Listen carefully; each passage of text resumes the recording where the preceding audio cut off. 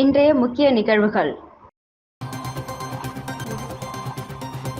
பட்டாசு கொள்முதல் செய்ததில் நிலுவைத் தொகை, பாப்ஸ்கோ நிறுவனத்தை ஜப்தி செய்ய வந்த அதிகாரிகளால் பரபரப்பு.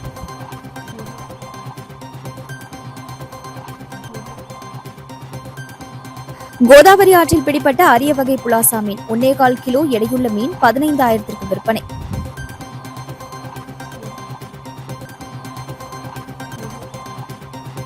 புதுச்சேரியில் பிராய்லர் கோழி கடைகள் அறிவித்திருந்த கடையடைப்பு போராட்டம் வாபஸ். அனைத்து கடைகளும் வழக்கம் போல் திறந்திருக்கும் என அறிவிப்பு.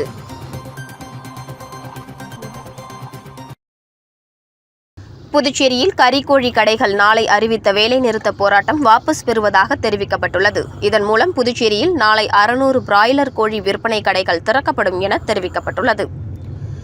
கோழி உற்பத்தியாளர்கள் அறிமுகப்படுத்திய புதிய விலை நிர்ணயம் மற்றும் விநியோக நடைமுறையால் தங்களுக்கு கடும் நஷ்டம் ஏற்படுவதாக கூறி புதுச்சேரி பிராய்லர் கோழி விற்பனையாளர் சங்கம் காலவரையற்ற வேலைநிறுத்தத்தை அறிவித்திருந்தது. இந்த போராட்டத்தால் புதுச்சேரியில் உள்ள 600க்கும் மேற்பட்ட கோழி கடைகள் மூடப்படும் நிலை ஏற்பட்டிருந்தது. சுற்றுலா பயணிகள் அதிகம் வருகை தரும் புதுச்சேரியில் கோழி கடைகள் மூடப்பட்டிருந்தால் அசைவ உணவகங்கள், ஹோட்டல்கள் மற்றும் பொதுமக்கள் பெரிதும் பாதிக்கப்படுவார்கள் என அச்சமும் எழுந்திருந்தது. இந்த நிலையில் கோழி உற்பத்தியாளர்கள் சங்கம் மற்றும் கோழி விற்பனையாளர்கள் சங்கத்தினரிடையே நடைபெற்ற பேச்சுவார்த்தையில் முக்கிய முன்னேற்றம் ஏற்பட்டது. விற்பனையாளர்கள் முன்வைத்த கோரிக்கையை ஏற்றுக்கொண்ட உற்பத்தியாளர்கள் கோழிகளை விற்பனைக்கு அனுப்பும் முன் பழைய நடைமுறையைப் போலவே 8 மணி நேரத்திற்கு முன்பே தீவனம் வழங்கப்படும் என உறுதியளித்தனர். மேலும் கோழி விற்பனை தொடர்பான பழைய நடைமுறையையும் தொடர்ந்து பின்படுத்தப்படும் என தெரிவித்தனர். இதையடுத்து விற்பனையாளர்கள் அறிவித்திருந்த காலவரையற்ற வேலைநிறுத்த போராட்டம் கைவிடப்படுவதாக புதுச்சேரி பிராய்லர் கோழி விற்பனையாளர்கள் சங்கம் அறிவித்துள்ளது. இதுகுறித்து புதுச்சேரி மாநில பிராய்லர் கோழி விற்பனையாளர் சங்க தலைவர் பன்னீர்செல்வம் கூறும்போது, உங்களது கோரிக்கையை கோழி உற்பத்தியாளர்கள் ஏற்றுக்கொண்டுள்ளதால் நாளை முதல் புதுச்சேரி முழுவதும் சுமார் 600 பிராய்லர் கோழி விற்பனை கடைகள் வழக்கம் போல் திறக்கப்பட்டு பொதுமக்களுக்கு எவ்வித பாதிப்பும் இன்றி கோழி இறைச்சி விற்பனை நடைபெறும் என தெரிவிக்கப்பட்டுள்ளது. இதற்கு ஒத்துழைப்பாக இருந்த தமிழ்நாடு மற்றும் புதுச்சேரி அரசாங்கங்களுக்கு நன்றி தெரிவிப்பதாகவும், இதன் மூலம் கோழி விற்பனையாளர்கள் மட்டுமின்றி இந்த தொழிலோடு தொடர்புடைய லாரி ஓட்டுநர்கள், வேலையாட்கள் உள்ளிட்டவர்களின் வாழ்வாதாரமும் பாதுகாக்கப்பட்டுள்ளதாக தெரிவித்துள்ளனர். புதுச்சேரியில் பாப்ஸ்கோ நிறுவனத்தின் அசையும் சொத்துக்களை ஜப்தி செய்வதற்கு அதிகாரிகள் வந்ததால் பரபரப்பு ஏற்பட்டது. புதுச்சேரி பாப்ஸ்கோ நிறுவனம் 2019ஆம் ஆண்டு தீபாவளி பண்டிகையை முன்னிட்டு பட்டாசு விற்பனை செய்வதற்காக விருதுநகர் மாவட்டம் சிவகாசியை சேர்ந்த சோனி பட்டாசு நிறுவனத்திடமிருந்து சுமார் 25 லட்சம் ரூபாய் மதிப்பிலான பட்டாசுகளை கொள்முதல் செய்தது. 3 ஆண்டுகள் கடந்தும் வாங்கிய பட்டாசுகளுக்கான தொகையை முழுமையாக செலுத்தவில்லை என கூறப்படுகிறது. இதனால் பாதிக்கப்பட்ட சோனி பட்டாசு நிறுவனம் ஸ்ரீவில்லிபுத்தூர் முதன்மை நீதிமன்றத்தில் வழக்கு தொடர்ந்தது. வழக்கை விசாரித்த நீதிமன்றம் பட்டாசு நிறுவனத்திற்கு வழங்க வேண்டிய நிலுவைத் தொகையுடன் வட்டியும் சேர்த்து செலுத்த வேண்டும் என்று உத்தரவிட்டதுடன் தீர்ப்பை நடைமுறைப்படுத்தும் அதிகாரம் புதுச்சேரி நீதிமன்றத்துக்கே இருப்பதால் அவர்கள் நடவடிக்கை மேற்கொள்ளலாம் என்றும் தெரிவித்துள்ளது. இதையடுத்து புதுச்சேரி 2வது முதன்மை அமர்வு நீதிமன்றத்தில் கடந்த ஓராண்டாக வழக்கு விசாரணை நடைபெற்றது. இறுதியாக பட்டாசு கொள்முதல் தொகையான 25 லட்சத்துடன் வட்டி மற்றும் மனுதாரருக்கு ஏற்பட்ட இழப்பீடு உள்ளிட்டவற்றை சேர்த்து மொத்தம் 35 லட்சத்தை சோனி பட்டாசு நிறுவனத்திற்கு பாப்ஸ்கோ வழங்க வேண்டும் என்று நீதிமன்றம் உத்தரவிட்டது. நீதிமன்ற உத்தரவுக்கு பின்னரும் தொகையை செலுத்துவதற்காக ஒரு ஆண்டிற்கு மேலாக அவகாசம் வழங்கப்பட்டதாக கூறப்படுகிறது. எனினும் இதுவரை ₹1 கூட செலுத்தப்படாததால் புதுச்சேரி மாவட்ட நீதிபதி ஜெயந்தி பாப்ஸ்கோ நிறுவனத்தின் அசையும் சொத்துக்களை ஜப்தி செய்ய உத்தரவிட்டார். அதன்படி நீதிமன்ற உத்தரவை நிறைவேற்றும் அதிகாரிகளான குணசேகரன் மற்றும் செல்வராஜ் ஆகியோர் தட்டாஞ்சாவடியில் உள்ள பாப்ஸ்கோ அலுவலகத்திற்கு சென்று அங்குள்ள அசையும் சொத்துக்களை கணக்கெடுக்கும் பணியில் ஈடுபட்டனர். அலுவலகத்தில் இருந்த மேஜைகள், நாற்காலிகள், கணினிகள், குளிர்சாதன பெட்டி உள்ளிட்ட பொருட்கள் அனைத்தும் பட்டியலிடப்பட்டன. இதற்கிடையில் பாப்ஸ்கோ நிறுவனத்தின் பொது மேலாளர் குருமூர்த்தியுடன் அதிகாரிகள் பேச்சுவார்த்தை நடத்தினர். அப்பொழுது நிறுவனத்தின் பொறுப்பாளரான துணை ஆட்சியரின் அனுமதி பெற்று நிலுவைத் தொகையை உடனடியாக செலுத்த நடவடிக்கை எடுக்கப்படும் என்றும் இன்றைக்குள் முழு தொகையையும் வழங்க முயற்சி மேற்கொள்ளப்படும் என்றும் உறுதியளிக்கப்பட்டதாக கூறப்படுகிறது. இதையடுத்து ஜப்தி நடவடிக்கையை அதிகாரிகள் தற்காலிகமாக நிறுத்திவிட்டு திரும்பி சென்றனர்.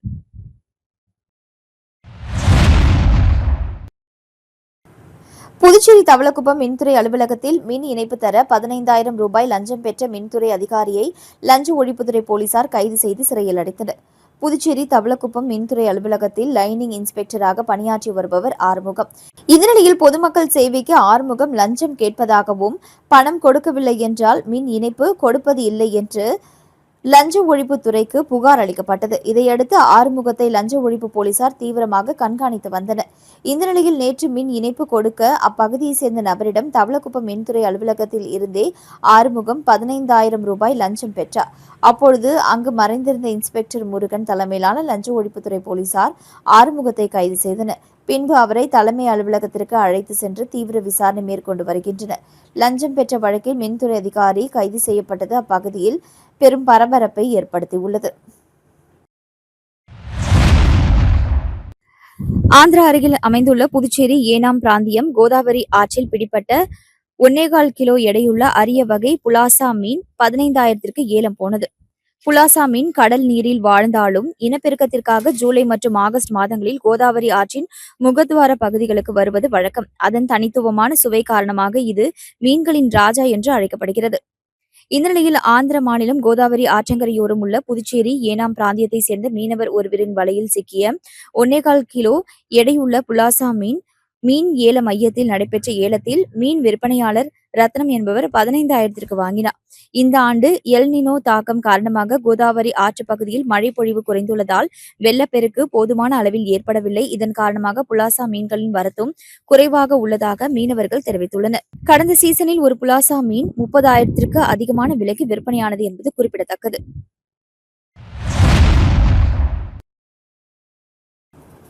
தியாகிகள் தினத்தை முன்னிட்டு புதுச்சேரியில் உள்ள நினைவிடத்தில் பல்வேறு தொழிற்சங்கத்தினர் மலர் வளையம் வைத்து மரியாதை செலுத்தினர்.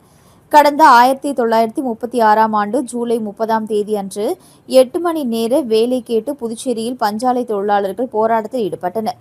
அப்பொழுது போராட்டத்தில் ஈடுபட்ட தொழிலாளர்கள் மீது பிரெஞ்சு ராணுவத்தினர் துப்பாக்கிச்சூடு நடத்தினர்.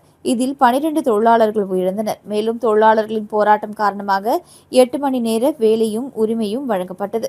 இந்த நிலையில் ஆசிய கண்டத்திலேயே முதலில் புதுச்சேரி மண்ணில் 8 மணி நேர வேலை செய்யும் உரிமை வழங்கப்பட்டது. தொழிற்சங்கம் அமைக்கும் உரிமை, சம வேலைக்கு சம ஊதியம் பெறப்பட்ட இந்த தினத்தை தியாகிகள் தினமாக தொழிற்சங்கம் சார்பில் அனுசரிக்கப்பட்டு வருகிறது.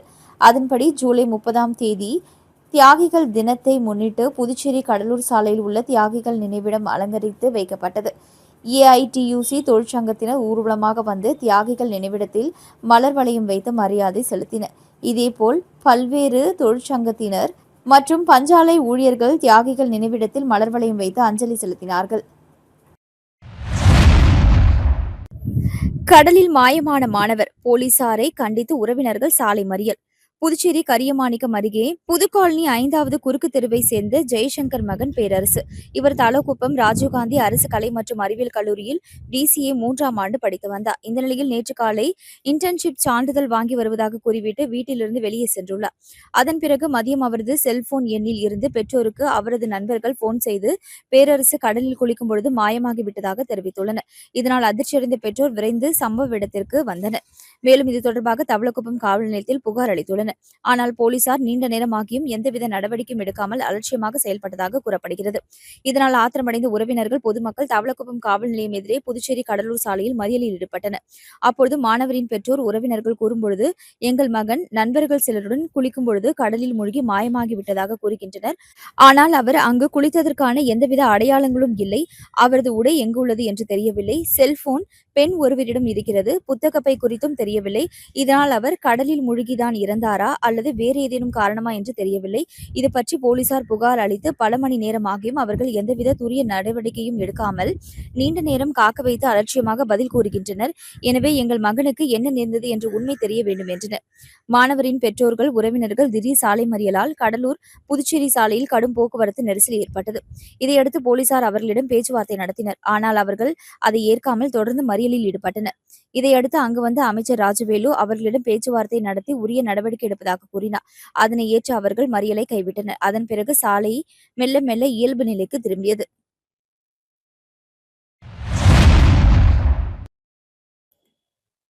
லட்சிய ஜனநாயக கட்சி சார்பில் நடத்தப்பட்ட இலவச கண் பரிசோதனை முகாமில் கண்ணாடி அணிய மருத்துவர்கள் பரிந்துரைத்த பயனாளிகளுக்கு இலவச கண் கண்ணாடியை லட்சிய ஜனநாயக கட்சி தலைவரும் காமராஜ் நகர் தொகுதி சட்டமன்ற உறுப்பினருமான ஜோஸ் சார்லஸ் மார்டின் வழங்கினார். புதுச்சேரி காமராஜர் நகர் தொகுதியில் லட்சிய ஜனநாயக கட்சி மற்றும் ஜோதி ஐகேர் இணைந்து நடத்திய கண் பரிசோதனை முகாமில் மருத்துவர்களால் கண்ணாடி அணிய பரிந்துரைக்கப்பட்ட பயனாளிகளுக்கு இலவச கண் கண்ணாடி வழங்கும் நிகழ்ச்சி புதுவை தமிழ்ச்சங்கத்தில் நடைபெற்றது. லட்சிய ஜனநாயக கட்சியின் தலைவரும் காமராஜ் நகர் தொகுதி சட்டமன்ற உறுப்பினருமான ஜோஸ் சார்லஸ் மார்டின் கலந்து கொண்டு பயனாளிகளுக்கு இலவச கண் கண்ணாடிகளை வழங்கினார். நிகழ்ச்சியில் கட்சியின் நிர்வாக பொதுச் செயலாளர் ராம்குமார், மாநில செயலாளர்கள் ரவி ராஜாராம், அனிதா, தொகுதி தலைவர் கோகுலக்கண்ணன், ரெயின்போ நகர் வார்டு தலைவர் NR சுரேஷ், வெங்கடா நகர் வார்டு தலைவர் சரவணன், கட்சி நிர்வாகிகள் மற்றும் ரோட்டரி கிளப் நிர்வாகிகள் பலர் கலந்து கொண்டனர். விளம்பர இடைவேளைக்கு பிறகு செய்திகள் தொடரும். தனம் சேல் சென்டர் இருக்கு, சம்மர் டென்ஷன் எதுக்கு? தனம் சேல் சென்டர் இருக்கு, சம்மர் டென்ஷன் எதுக்கு? தனம்ல ஏசி வாங்கி சம்மரை சில் பண்ணுங்க. தனம் சேல் சென்டர், காமராஜ் சாலை, பாண்டிச்சேரி. செய்திகள் தொடர்கின்றன. காரைக்கால் அம்மையார் மாங்கனி திருவிழா நிறைவு. விடையாற்றி உற்சவத்தில் திரளான பக்தர்கள் பங்கேற்று சுவாமி தரிசனம். காரைக்காலில் புகழ்பெற்ற அருள்மிகு ஸ்ரீ காரைக்கால் அம்மையார் திருக்கோவிலின் ஆண்டு மாங்கனி திருவிழாவின் நிறைவு நாளான விடையாற்று உற்சவம் பக்தி பரவசத்துடன் நடைபெற்றது. இதனை முன்னிட்டு நடைபெற்ற ஸ்ரீ காரைக்கால் அம்மையார் வீதி உலாவில் திரளான பக்தர்கள் கலந்து கொண்டு சுவாமி தரிசனம் செய்தனர். 63 நாயன்மார்களில் ஒரே பெண் நாயன்மாராகவும் இறைவனால் அம்மையே என்று அழைக்கப்பட்ட புனிதவதி என்னும் ஸ்ரீ காரைக்கால் அம்மையாரின் வாழ்க்கை வரலாற்றை நினைவுகூரும் வகையில் ஆண்டுதோறும் ஆனி மாதத்தில் மாங்கனி திருவிழா வெகு விமரிசையாக நடைபெறுவது வழக்கம். இந்த ஆண்டு திருவிழா கடந்த ஜூன் 27ஆம் தேதி விநாயகர் பூஜையுடன் தொடங்கியது. தொடர்ந்து ஸ்ரீ காரைக்கால் அம்மையார் திருக்கல்யாணம், பரமசிவன் அடியார் கோலத்தில், பவழக்கால் விமானத்தில் வீதி உலா, பக்தர்கள் மாங்கனிகளை இறைத்து வழிபடும் நிகழ்ச்சி உள்ளிட்ட பல்வேறு ஆன்மீக நிகழ்ச்சிகள் சிறப்பாக நடைபெற்றன. திருவிழாவின் நிறைவு நிகழ்வான விடையாற்றி உற்சவத்தை முன்னிட்டு காலை ஸ்ரீ காரைக்கால் அம்மையாருக்கு சிறப்பு அபிஷேகம் மற்றும் மகா தீபாராதனை நடைபெற்றது.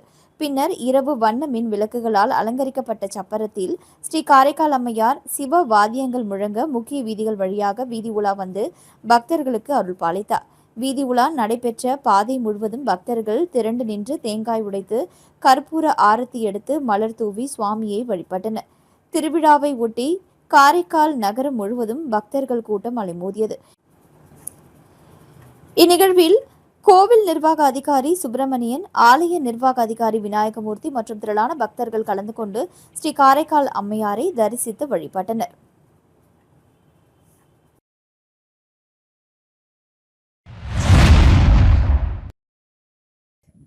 ஊசுடு தொகுதியில் 100 நாள் வேலை திட்டம் மற்றும் குளங்கள் தூர்வாரும் பணிகளை MLA கார்த்திகேயன் தொடங்கி வைத்தார். புதுச்சேரி மாநிலம் ஊசுடு சட்டமன்ற தொகுதிக்குட்பட்ட பல்வேறு பகுதிகளில் VPG ராம்ஜி திட்டத்தின் கீழ் 100 நாள் வேலை திட்டம் மற்றும் குளங்கள் தூர்வாரும் பணிக்கான தொடக்க விழா நடைபெற்றது. முதற்கட்டமாக கல்மேடுபேட் பகுதியில் 100 நாள் வேலை திட்டத்தை ஊசுடு தொகுதி சட்டமன்ற உறுப்பினர் கார்த்திகேயன் தொடங்கி வைத்தார். இதனைத் தொடர்ந்து அரசூர், குளத்துமேடு குளம், பொறையூர், செங்கேரி அம்மன் குளம், கூடப்பாக்கம், ஓடக்காரக்குளம், தொண்டமாநத்தம், வெள்ளேரி மற்றும் சேதராப்பட்டு, சுட்டேரி டேங்க் ஆகிய நீர்நிலைகளை தூர்வாரும் பணிக்கான பூமி பூஜை நடைபெற்றது. நிகழ்ச்சியில் கலந்து கொண்ட சட்டமன்ற உறுப்பினர் கார்த்திகேயன் பூமி பூஜை செய்து பணிகளை தொடங்கி வைத்தார். இந்த பணிகள் மூலம் நீர்நிலைகளின் கொள்ளளவு அதிகரிப்பதுடன் மழைநீர் சேமிப்பு, நிலத்தடி நீர்மட்ட உயர்வு மற்றும் விவசாயத்திற்கு தேவையான நீர் ஆதாரம் மேம்படும் என தெரிவிக்கப்பட்டது.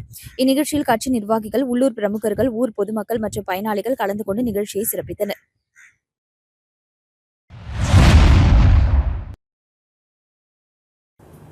திருப்பட்டினத்தில் VPG ராம்ஜி 125 நாள் வேலை திட்டம் தொடக்கம். அனைவருக்கும் முழுமையாக வேலை வழங்கப்படும் என MLA மீனாட்சி சுந்தரம் உறுதி. மத்திய அரசின் VPG ராம்ஜி 125 நாள் வேலை திட்டம் நாடு முழுவதும் அமல்படுத்தப்பட்டு வரும் நிலையில் நிரவி திருப்பட்டினம் சட்டமன்ற தொகுதியில் இத்திட்டத்தின் பணிகளை சட்டமன்ற உறுப்பினர் TKSM மீனாட்சி சுந்தரம் தொடங்கி வைத்தார். நிரவி திருப்பட்டினம் தொகுதிக்கு உட்பட்ட திருப்பட்டினம் வடகட்டளை கிராமத்தில் அமைந்துள்ள 5 மரத்து குளத்தை சுமார் 10 லட்சம் ரூபாய் மதிப்பீட்டில் தூர்வாரும் பணிக்கான பூமி பூஜையை சட்டமன்ற உறுப்பினர் TKS மீனாட்சி சுந்தரம் தொடங்கி வைத்து பணிகளை தொடங்கி வைத்தார். இந்த திட்டத்தின் மூலம் 2642 வேலை நாட்கள் உருவாக்கப்பட உள்ளதாக அதிகாரிகள் தெரிவித்தனர்.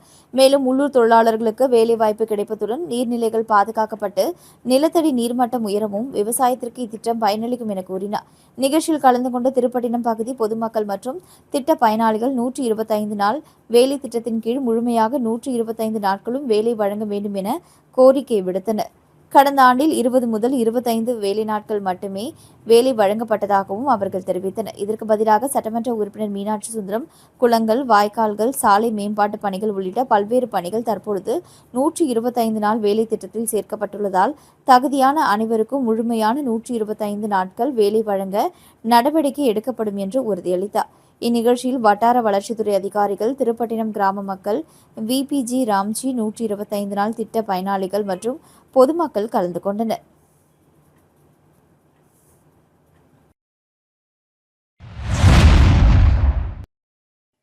மதகடிப்பட்டில் நுழைவாயில் அமைத்தல் மற்றும் போக்குவரத்து மேம்பாடு பணிகள் குறித்து எம்எல்ஏ சாய் சரவணகுமார் மற்றும் தலைமை பொறியாளர் ஆய்வு மேற்கொண்டனர். புதுச்சேரி மாநிலம் திருபுவனை சட்டமன்ற தொகுதிக்குட்பட்ட மதகடிப்பட்டில் புதுச்சேரி தமிழக எல்லைப் பகுதியில் நுழைவாயில் அமைத்தல் மற்றும் போக்குவரத்து வசதிகளை மேம்படுத்துவது தொடர்பாக திருபுவனை தொகுதி சட்டமன்ற உறுப்பினர் சாய்ஜி சரவணகுமார் தலைமையில் அதிகாரிகள் குழு நேரில் ஆய்வு மேற்கொண்டது. சென்னை நாகப்பட்டினம் 4 வழி சாலை அமைக்கப்பட்ட பொழுது புதுச்சேரி தமிழக எல்லையில் இருந்த முத்தமிழ் வாயில் அகற்றப்பட்டது. அதன் பின்னர் புதுச்சேரியின் அடையாளமாக புதிய நுழைவாயில் அல்லது நினைவு சின்னம் அமைக்கப்படாத நிலையில் புதிய நுழைவு வாயில் அமைக்க வேண்டும் என்ற கோரிக்கையை வலியுறுத்தி இந்த ஆய்வு நடைபெற்றது. ஆய்வின் பொழுது புதுச்சேரி பொதுப்பணித்துறை தலைமை பொறியாளர் வீரசெல்வம், தேசிய நெடுஞ்சாலைத்துறை சிறை பொறியாளர் சீனிவாசராம், உதவி பொறியாளர் சிவபிரகாசம், மண்ணாடிப்பட்டு கொம்யூனியன் பஞ்சாயத்து ஆணையர் எழில்ராஜன், உதவி பொறியாளர் மல்லிகா அர்ஜுனன், இளநிலை பொறியாளர் பாஸ்கர் உள்ளிட்ட அதிகாரிகள் கலந்து கொண்டு பல்வேறு அம்சங்களை குறித்து ஆய்வு செய்தனர். இந்த ஆய்வின் பொழுது மதகடிப்பட்டு பகுதியில் போக்குவரத்து வழிகளை மேம்படுத்துதல், முக்கிய இடங்களில் ஹைமாஸ் மின் விளக்குகள் அமைத்தல், கழிவுநீர் பாலங்கள் மேம்படுத்தி போக்குவரத்துக்கு பயன்படுத்துதல், காலை மற்றும் மாலை நேரங்களில் ஏற்படும் போக்குவரத்து நெரிசலை கட்டுப்படுத்துதல், அதிகரித்து வரும் டிப்பர் லாரிகள் பாதுகாப்பாக இயங்க தேவையான நடவடிக்கைகள் மேற்கொள்ளுதல் உள்ளிட்ட பல்வேறு கோரிக்கைகளை குறித்து விரிவாக ஆலோசிக்கப்பட்டது. இந்நிகழ்ச்சியில் திருபுவனை தொகுதியைச் சேர்ந்த தாவேகா நிர்வாகிகள், தொண்டர்கள், தியாகராஜன் உள்ளிட்ட பலர் கலந்து கொண்டனர்.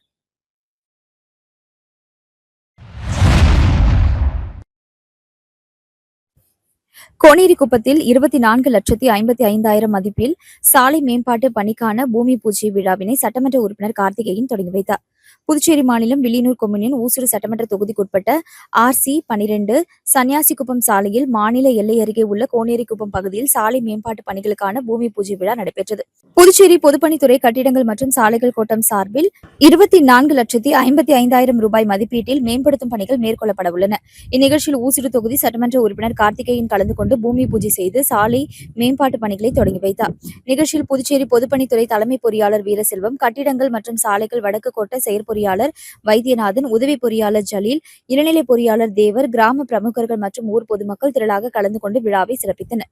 இந்த சாலை மேம்பாட்டு பணிகள் நிறைவடைந்த பிறகு மாநில எல்லையை ஒட்டியுள்ள இந்த பகுதியில் போக்குவரத்து வசதி மேம்பட்டு பொதுமக்கள் மற்றும் வாகன ஓட்டிகள் பாதுகாப்பாகவும் எளிதாகவும் பயணிக்க முடியும் என தெரிவிக்கப்பட்டது.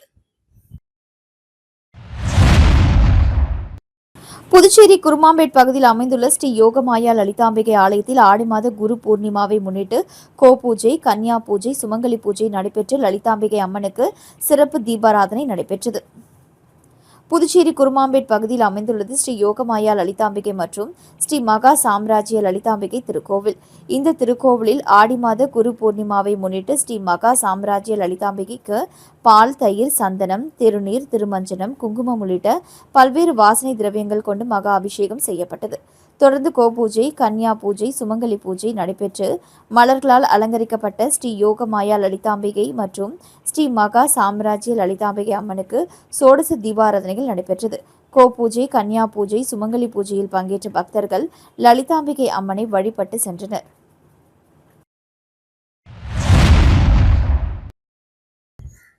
கரிக்கலாம்பாக்கம் SRK மேல்நிலைப் பள்ளியில் மண்டலம் 3 யோகா சாம்பியன்ஷிப் சிறப்பாக நடைபெற்றது. புதுச்சேரி கல்வித்துறையின் சார்பில் மண்டலம் 3 யோகா சாம்பியன்ஷிப் 2026-27 போட்டி கரிக்கலாம்பாக்கம் SRK மேல்நிலை பள்ளி வளாகத்தில் சிறப்பாக நடைபெற்றது.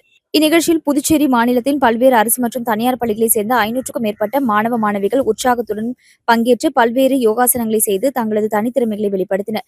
விழாவிற்கு பள்ளியின் தாளாளர் டாக்டர் மகேந்திரன் தலைமை தாங்கினார். அவர் தனது உரையில் யோகாவின் அவசியம், அதன் உடல் மற்றும் மனநல நன்மைகள், மாணவர்கள் தினசரி வாழ்வில் யோகாவை கடைபிடிப்பதன் முக்கியத்துவம் குறித்து எடுத்துரைத்தனர். மேலும் ஆரோக்கியமான வாழ்க்கை முறையை உருவாக்க யோகா ஒரு சிறந்த வழிமுறையாகும் என்று வலியுறுத்தினார்.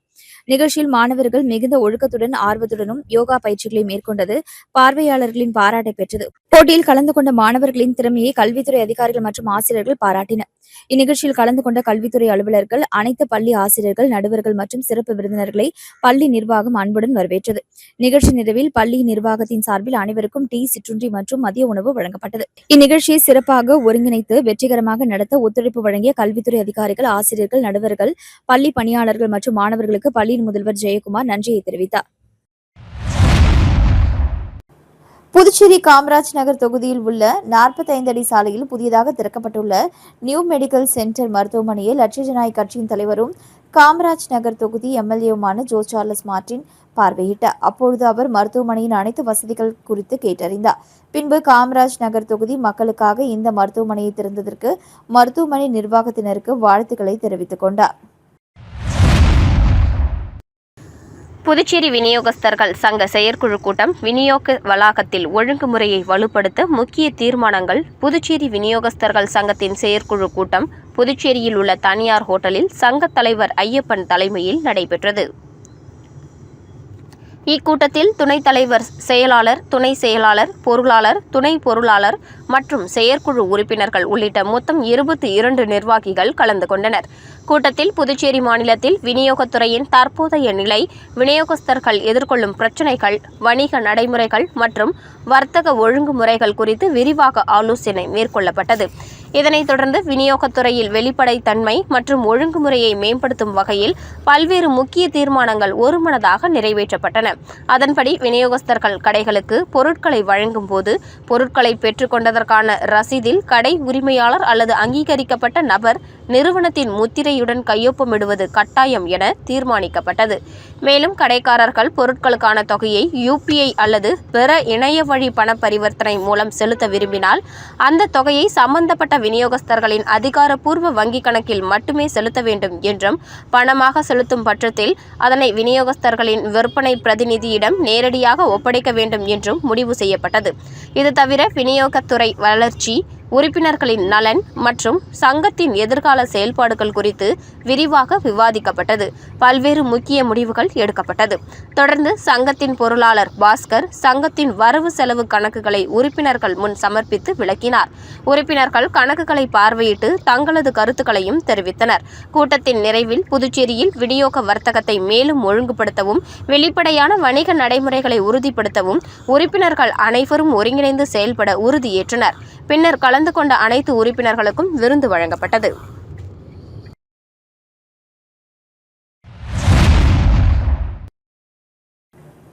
லட்சிய ஜனநாயக கட்சியின் இளைஞரணி தலைவர் பிரகாஷ் பிறந்தநாளை முன்னிட்டு 20க்கும் மேற்பட்ட அவரது ஆதரவாளர்கள் லட்சிய ஜனநாயக கட்சியில் இணைந்தனர். ரெட்டியார்பாளையம் பகுதியில் உள்ள லட்சிய ஜனநாயக கட்சியின் தலைமை அலுவலகத்தில் நடைபெற்ற நிகழ்ச்சியில் லட்சிய ஜனநாயக கட்சியின் தலைவரும் காமராஜ் நகர் தொகுதி சட்டமன்ற உறுப்பினருமான ஜோ சார்லஸ் மார்டின் முன்னிலையில் கட்சியில் இணைந்தனர். மேலும் கட்சி அலுவலகத்தில் கேக் வெட்டி தனது பிறந்த நாளை தலைவர் ஜோ சார்லஸ் மார்டின் எம்எல்ஏ முன்னிலையில் கொண்டாடினர். இளைஞர்கள் அணி தலைவர் பிரகாஷ், நிகழ்ச்சியில் நிர்வாக பொதுச் செயலாளர் ராம்குமார், பொதுச் செயலாளர் பிரபாகரன் உள்ளிட்ட கட்சி நிர்வாகிகள் உடனிருந்தனர். மீண்டும் இன்றைய முக்கிய நிகழ்வுகள்.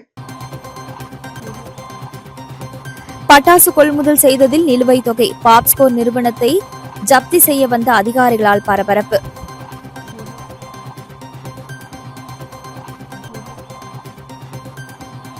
கோதாவரி ஆற்றில் பிடிப்பட்ட அரிய வகை புலாசா மீன் 1.25 கிலோ எடையுள்ள மீன் 15,000க்கு விற்பனை.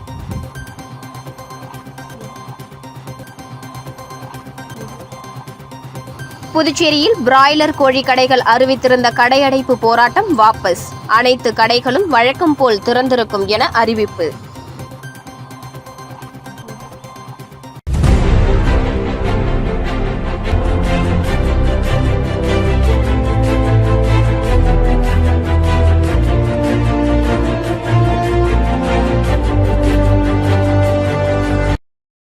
செய்திகளை உடனுக்குடன் தெரிந்து கொள்ள ஆஸ்கார் யூடியூப் சேனலை சப்ஸ்கிரைப் செய்யவும்.